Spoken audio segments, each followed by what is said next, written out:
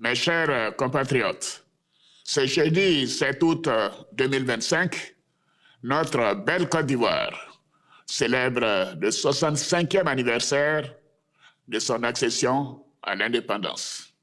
Cette date, au-delà de sa portée historique, est toujours un moment privilégié pour se souvenir des idéaux et des valeurs qui ont fondé notre nation.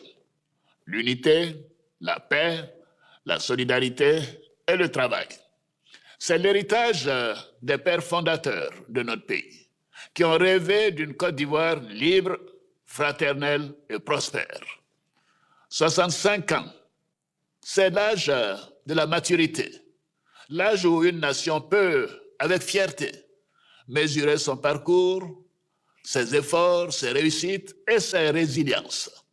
Cet anniversaire est donc bien plus qu'une commémoration. C'est un moment de prise de conscience collective sur le chemin parcouru, une invitation à consolider les acquis et à se projeter dans le futur. Et c'est à Bouaké que nous avons choisi de célébrer cette édition hautement symbolique. Bouaké est une ville au cœur de notre histoire récente. Bouaké est une ville de douleur passée, mais surtout de renaissance, de rassemblement et de fraternité retrouvée. C'est aussi un retour historique, car la dernière fois que Bouaké a accueilli une fête de l'indépendance, c'était en 1964. 61 ans plus tard, en 2025, c'est donc toute la Côte d'Ivoire rassemblée qui revient à Bouaké pour saluer son rôle, sa résilience et ce qu'elle symbolise pour notre nation. Mes chers compatriotes, chaque génération de notre pays a eu à affronter ses propres défis. Pour nous, le défi majeur, après la grave crise que notre pays a traversée, fut de remettre la Côte d'Ivoire sur la voie de la stabilité, de la sécurité, de la paix et du développement. Ce que nous avons accompli ensemble depuis plus d'une décennie n'est pas seulement une série de réformes ou de chiffres, c'est une transformation profonde de l'État, de notre rapport à l'unité nationale et au bien commun. Aujourd'hui, la paix et la sécurité sont une réalité. Le développement est visible, concret et palpable à travers tout le pays. Cela a été rendu possible parce que dès les premiers jours, nous avons fait le choix de nous mettre au travail, d'orienter nos efforts sur la recherche du mieux-être de nos concitoyens. Mes chers compatriotes, le contexte régional et international reste marqué par de grandes incertitudes. Aux menaces sécuritaires dans la sous-région s'ajoutent les défis économiques et monétaires auxquels sont confrontés plusieurs pays d'Afrique et du monde.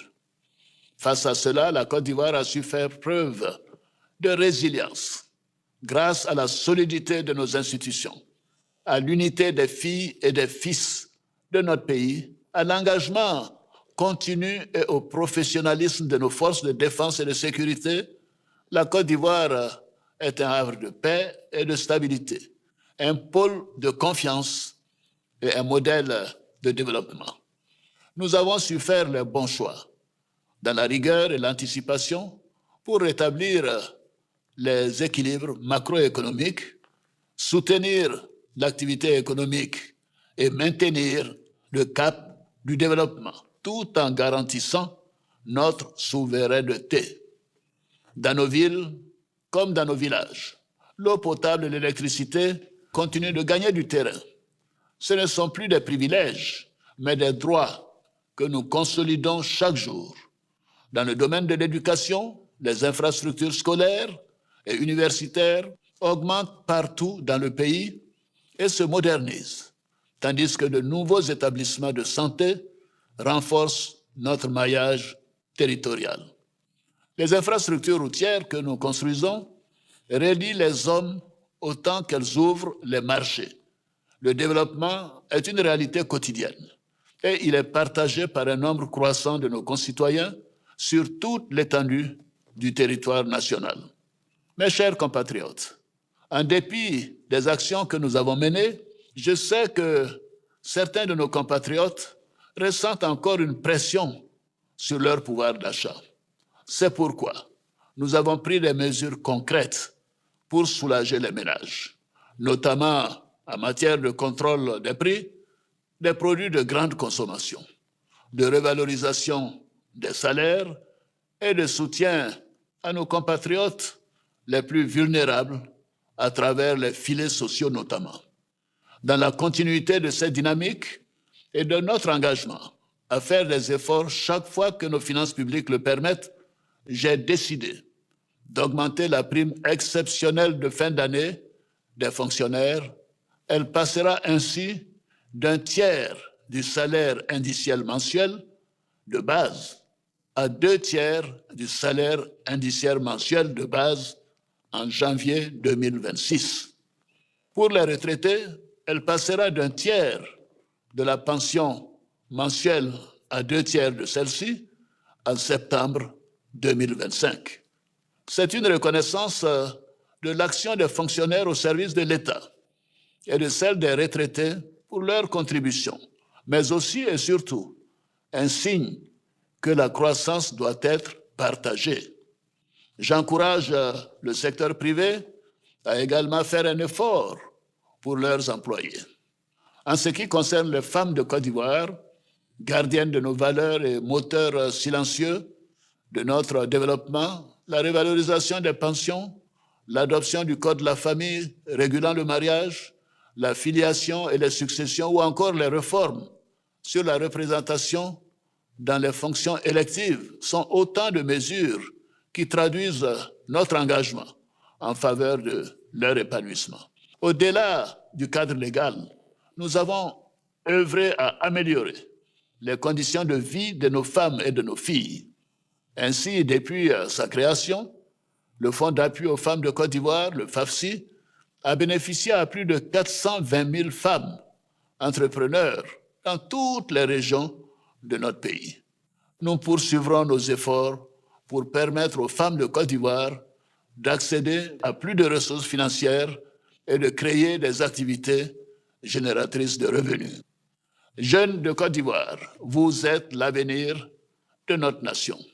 Vous êtes une force créatrice, un moteur en mouvement que nous avons décidé d'accompagner avec ambition et constance.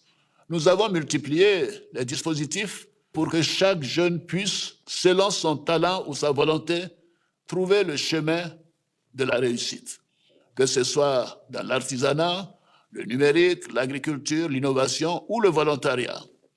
Grâce au programme Jeunesse du gouvernement, plus d'1 million d'entre vous ont été impactés directement ces dernières années à travers le pays, dans la formation, l'insertion, l'engagement citoyen ou l'entrepreneuriat. Nous irons plus loin pour vous et avec vous, parce que le progrès de la Côte d'Ivoire doit être porté par tous. Mes chers compatriotes, au cours de ces dernières années, nous avons fait de l'excellence une priorité, que ce soit dans les sciences, les arts, la technologie ou le service public. Nous avons décidé d'encourager le mérite, de promouvoir les talents et de créer les conditions d'épanouissement pour nos élites de demain. Bâtir l'avenir, c'est aussi préserver notre histoire, nos traditions et notre patrimoine culturel. C'est pourquoi je me réjouis du retour d'ici la fin de l'année du tambour parleur Djidji Ayokwe, symbole ancestral du peuple Achan. Arraché il y a plus d'un siècle, il revient enfin sur sa terre grâce à une diplomatie active. Mes chers compatriotes, la commémoration de l'indépendance de notre pays cette année, à l'instar de celle des années antérieures, est un fort moment d'union autour de notre chère nation et l'occasion de réaffirmer les valeurs de paix et de pardon qui la fondent. À cet égard, conformément aux prérogatives que me confère la Constitution, j'ai signé 2 décrets au titre de la justice. Un décret accordant la grâce présidentielle à 2087 détenus et un décret accordant une remise de peine à 6446 détenus dont le reliquat de la peine est inférieur à 36 mois. Ainsi, ce sont 8533 détenus de droit commun, condamnés pour des infractions mineures qui bénéficieront de ces mesures. Mes chers compatriotes, dans quelques semaines, vous serez appelés aux urnes pour l'élection présidentielle. Je tiens à nouveau à rassurer l'ensemble de nos compatriotes. Toutes les mesures ont été prises pour garantir un scrutin apaisé, sécurisé et démocratique. Le droit de vote de chaque Ivoirienne et de chaque Ivoirien sera pleinement respecté dans un esprit de responsabilité et de maturité. J'en appelle à la responsabilité de tous les acteurs de la vie politique, sociale et civile. Notre pays a montré sa capacité à relever tous les défis. Nous devons préserver nos importants acquis pour bâtir ensemble une nation solidaire, stable et prospère. À vous, habitants de Bouaké et de ses environs, je vous invite à venir nombreux au grand défilé militaire afin de partager ce grand moment de fierté nationale. Bonne fête de l'indépendance à toutes et à tous. Vive la République, vive la Côte d'Ivoire, que Dieu bénisse la Côte d'Ivoire.